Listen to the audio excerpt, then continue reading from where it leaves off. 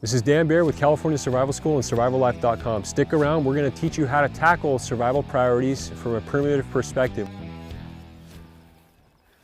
So just scrambling around this area, these were stuff that were available for me to get stuff built. When I'm looking for materials to build a structure, the structure is secondary to the insulation. The whole reason I have a structure to this type of shelter is because it makes it more effective for us to get the insulation packed together and keep it close to our body. If I could just have a huge haystack here and climb in the middle of it, and that's what I had and it worked, I would just do that. So we want to minimize structure. We want to think of this as a sleeping bag, not a tent. I'm not going to be telling ghost stories in here, playing card games or whatever. I'm going to be sleeping and trying to stay warm. And so I need this to effectively keep the insulation as close to my body as possible. And so just like a body, I'm going to have a ridge pole, something that runs down the middle. I have 2 forked sticks here, some nice oak branches that seem to allow me to effectively wedge that over my bed. And I want to minimize height. I don't want a whole bunch of extra airspace in there that my body has to heat up. So I'm keeping this low, knee to mid-thigh height, so that I can just slide in there. And I want this ridge pole hugging pretty close to my chest. Just enough room to slide in over my bed. And so I'll even adjust this a little bit lower.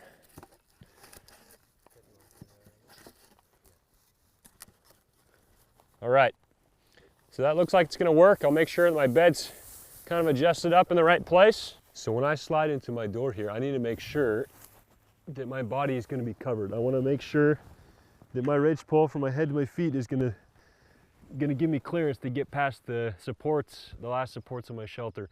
And so this seems like it's a good setup still. The ridge pole is hugging pretty close to my body. I don't have a lot of extra airspace in here that my body's gonna have to heat up, because your body is the heater, just like in your sleeping bag.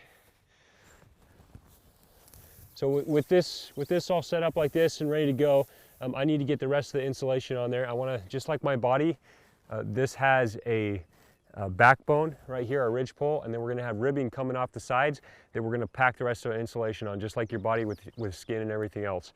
So this is a good way to kind of remember it, but we want to keep this low and make sure that we're not going to have problems getting the insulation tucked up close to us. So with building a structure, with the idea in mind, to always keep in mind that all we're trying to do is effectively pack insulation close to us, what I'm going to do is I'm going to get ribbing that's going to minimize the amount of distance between myself and the insulation. I'm going to stack it on here nice and thin. With this grass, I hardly need any ribbing whatsoever. I can space it, a foot to 6 inches apart and still have it keep the grass where it needs to be. If I'm using leaves or other smaller stuff, the ribbing may need to be almost touching or just a couple inches, and we'll need a lot more of it. But luckily with this grass, it kind of bundles together and holds itself where it needs to be. So I'm just stacking some ribbing along here. I don't want branches with a ton of extra little side branches coming off, because if I have a big tangled mass of branches and stuff in the way of my insulation and I can't pack the insulation in there effectively, then I end up with just a bunch of air pockets that I have to spend more energy heating up. I'll need ribbing to go on both sides of my shelter. This is going to be completely enclosed, just like a sleeping bag.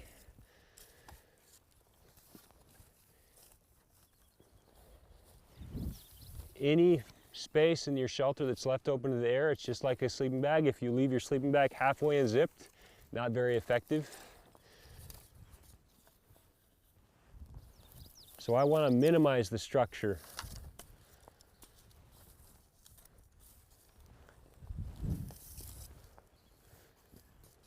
A little bit more ribbing will be done.